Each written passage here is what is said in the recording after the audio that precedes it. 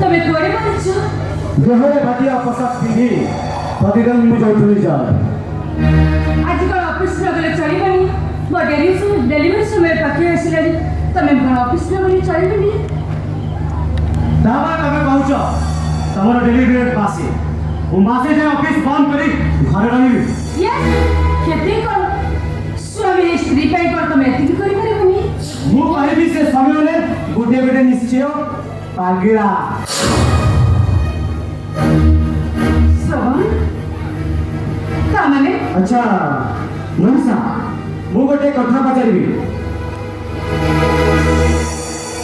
तो कहबो कौन पचारिबो कौन तम डैडी को मर्डर कराय दिला न से आत्महत्या करथिले नहीं मो डैडी को मर्डर करा जाय दिला तमे सेतेबेले थिलो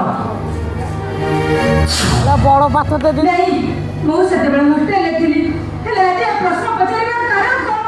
मो डैडी को हत्या करे कोन धरा पड़िछि तम डैडी को हत्या करी तमर समय भाई कौन पूछो तमे नहीं तो मुंडो को खराब हो जाइछे थरे नुहे 50 थरा कहबी तम डैडी को हत्या करी तमर समय भाई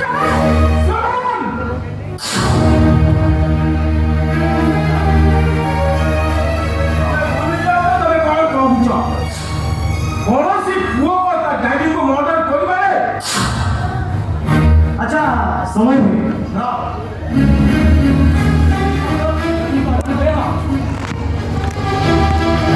जदि मर्डर करिना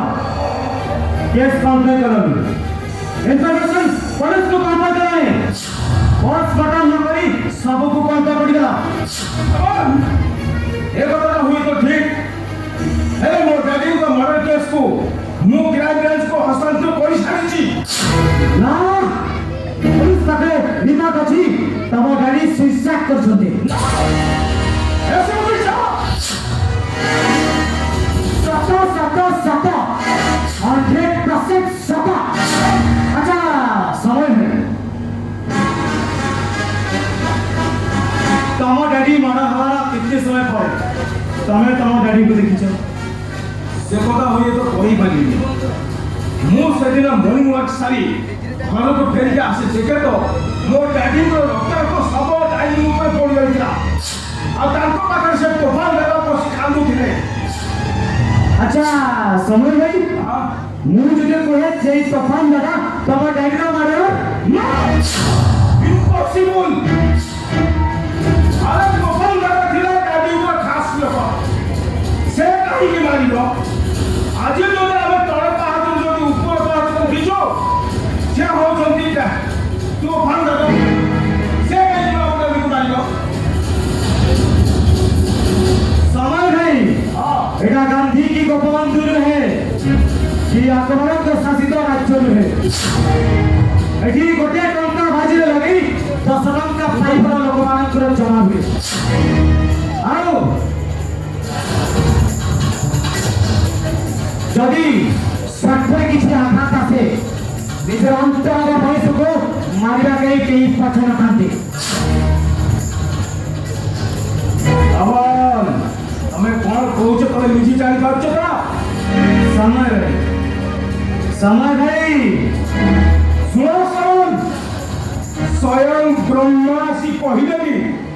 मो तूफान दादा को डाउट करी पारबी नाहे स्वयं ब्रह्मा का ए श्रवण दास रे समान कर देला तो डैडी को हत्या करी से तो फाड़ा यस अच्छा समय रे छाती रे तुम्हार कंटा लगी छी देख बेड़ा था तो काढ़ी दिया सामान्य रक्त बहिब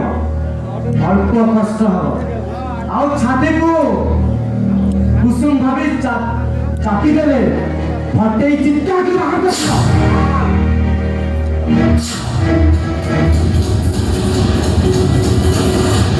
यस साला